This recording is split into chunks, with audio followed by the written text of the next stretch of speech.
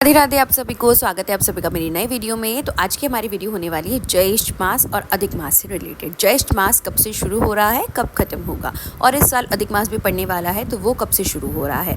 इन दोनों महीनों में आपको कौन कौन से नियम फॉलो करने हैं, इन महीनों में आपको क्या करना चाहिए, क्या नहीं करना चाहिए, किस तरीके से आपको पूजा करनी चाहिए और कौन से भगवान की आपको अधिक पूजा करनी चाहिए। इसी के साथ हम जानेंगे कि इस महीने में आपको कौन से उपाय करने चाहिए जो बहुत ही सरल और चमत्कारी होने वाले हैं, जिन्हें कर आप भगवान विष्णु की कृपा प्राप्त कर सकते हैं। तो चलिए फिर शुरू करते हैं। ज्येष्ठ माह हिंदी कैलेंडर का तीसरा महीना है। ज्येष्ठ में सूर्य की तपिश बढ़ जाती है। ज्येष्ठ में नौ तपा भी होता है, जिसमें भीषण गर्मी पड़ती है।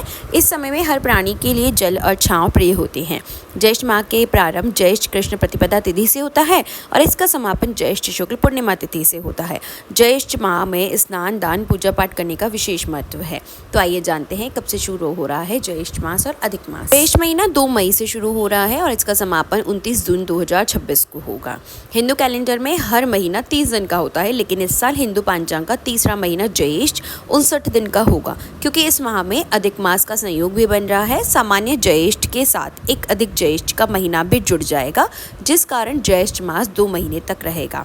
ज्येष्ठ माह इसलिए भी खास होता है क्योंकि इसी महीने में शनि देव का जन्म हुआ था। श्री राम हनुमान जी से मिले थे। सूर्य देव और वरुण देव की पूजा का विशेष महत्व है। भीषण गर्मी के बीच किए गए दान, व्रत और जप का फल कई गुना अधिक बताया गया है।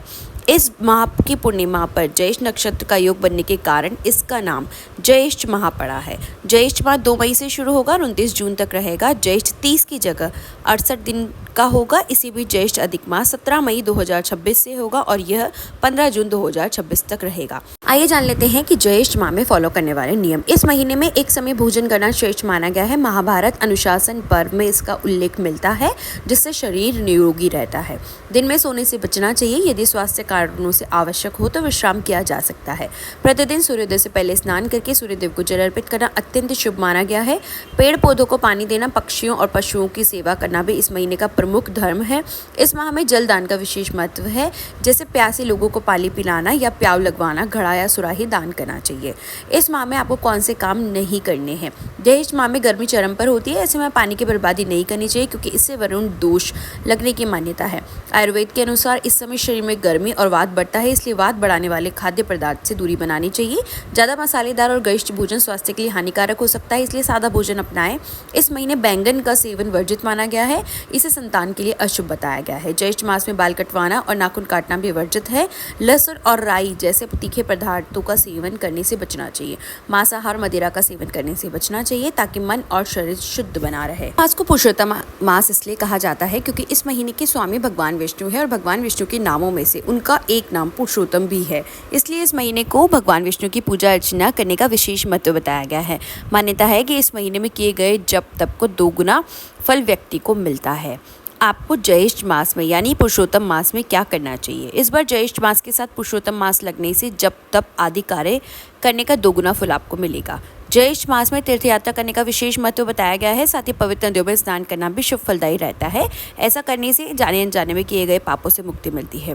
इस महीने में हनुमान जी की पूजा करने के साथ भगवान विष्णु की रोजाना पूजा करना भी विशेष फलदायी है। इस महीने में रोजाना श्रीमद् भागवत कथा का पाठ करें और विष्णु सहस्त्र नाम का पाठ करें। भगवान विष्णु के सामने सुबह शाम घी का दीपक जलाएं। इसके अलावा गीता और विष्णु पुराण का भी आप पाठ कर सकते हैं। ऐसा करने से घर में सकारात्मकता आती है। इस दौरान पानी का दान बेहद ही शुभ फलदायी माना जाता है।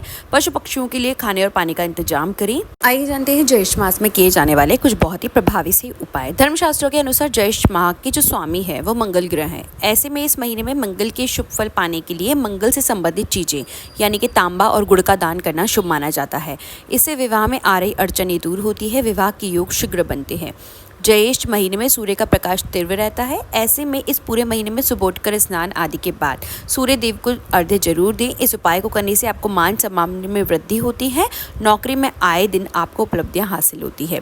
ज्योतिष शास्त्र के अनुसार ज्येष्ठ के महीने में तिल का दान करना काफी शुभ माना जाता है। इस महीने में तिल का दान करने से व्यक्ति की सभी मनोकामनाएं पूर्ण होती है और जीवन में सुख समृद्धि आती है। इतना ही नहीं, तिल के दान से भगवान विष्णु अति प्रसन्न होते हैं और व्यक्ति को कई हजार यज्ञों के बराबर आपको शुभ फल की प्राप्ति होती है। दूसरे उपाय के तौर पे आपको बता दें कि यदि आप मंगल दोष से पीड़ित हैं और उससे छुटकारा पाना चाहते हैं तो ऐसे में ज्येष्ठ में हर मंगलवार को सूर्योदय से पहले स्नान कर हनुमान जी के मंदिर जाकर उन्हें तुलसी के पत्तों की माला पहनाएं, फिर हलवा पूरी मिष्ठान का भोग लगाएं। इसके बाद बजरंग बली के समक्ष बैठकर हनुमान चालीसा, बजरंग बाण, सुंदरकांड का पाठ करें। इससे आपके जीवन में आने वाले सभी संकट दूर होंगे, मंगल दोष का प्रभाव कम होगा। इस माह में हनुमान चालीसा का नियमित पाठ करने से शारीरिक और मानसिक शक्ति में वृद्धि होती है। यह व्रत संकटों से मुक्ति दिलाने के लिए सबसे प्रभावी माना जाता है। इस महीने में गंगा जल का सेवन और गंगा स्नान करना विशेष लाभकारी होता है। इससे पवित्रता और आध्यात्मिक शुद्धि प्राप्त होती है। वट सावित्री व्रत के दौरान वट वृक्ष की पूजा करना और उसकी छांव में बैठकर प्रार्थना करना विशेष रूप से लाभकारी होता है। यह परिवार में सुख, शांति और सामान्य जीवन की प्राप्ति कराता है। इस माह के दौरान पीपल की पूजा करने और चने का दान करने का भी विशेष महत्व होता है। वहीं अगर आप ज्येष्ठ अमावस्या के दिन पीपल और वट की पूजा करते हैं तो यह विशेष रूप से फलदायी माना जाता है। साथ ही ज्येष्ठ अमावस्या पर चने का दान करना भी लाभकारी होता है। इस उपाय को करने से व्यक्ति के शनि प्रकोप से छुटकारा मिल सकता है और जीवन के दुख दूर होने लगते हैं। अगर आपके जरूरी कार्यों में बार बार रुकावट आती है तो इस उपाय को जरूर अपनाएं। इससे बिगड़े काम बनना शुरू हो सकते हैं, जीवन में सफलता भी हासिल हो सकती है। ज्येष्ठ माह में तुलसी की जड़ को गंगा जल से पवित्र करें और उसे पीले कपड़े में लपेटकर घर के मुख्य द्वार पर लटका दें। मान्यता है कि इस उपाय से मां लक्ष्मी, भगवान विष्णु की कृपा बनी रहती है, धन की कमी दूर होती है। स्नान के बाद तुलसी के पौधे में शुद्ध जल अर्पित करें। यदि संभव हो तो उसमें गंगा जल की कुछ बूंदें भी मिला ली। यह साधारण सा उपाय नकारात्मक ऊर्जा को दूर करता है और सकारात्मक वातावरण बनाता है। साथ ही यह आर्थिक समृद्धि के द्वार भी खोलता है। शुक्रवार को 11 गोमती चक्र लेकर लाल कपड़े में बांधें और तुलसी के पास रख दें। 7 दिन बाद इन चक्रों को बहते हुए जल में प्रभावित कर दें। यह प्रक्रिया सौभाग्य और सुख समृद्धि को आकर्षित करती है। तुलसी की मंजरी यानी जो तुलसी के ऊपर फूल आते हैं उनको भगवान विष्णु को चढ़ाने से विशेष पुण्य की प्राप्ति होती है। इससे माता लक्ष्मी और भगवान विष्णु दोनों की कृपा बनी रहती है। के मंदिर में कुछ तुलसी के पत्ते रखें और पूजन के दौरान भगवान विष्णु को अवश्य अर्पित करें। ऐसा करने से मां लक्ष्मी का वास घर में बना रहता है और आर्थिक तंगी दूर होती है। ज्येष्ठ माह में तुलसी को कच्चा दूध चढ़ाएं, लाल चुनरी अर्पित करिए, फिर आप देसी घी जलाकर आरती करिए। इससे मां लक्ष्मी की कृपा आप पर बरसती है। इससे आपकी तिजोरी हमेशा भरी रहती है। अगर आपको वीडियो जानकारी अच्छी लगी हो तो वीडियो को लाइक कीजिए और ऐसी और वीडियोस देखने के लिए मेरे चैनल को सब्सक्राइब कीजिए। Thank you for watching. Her her Mahadev.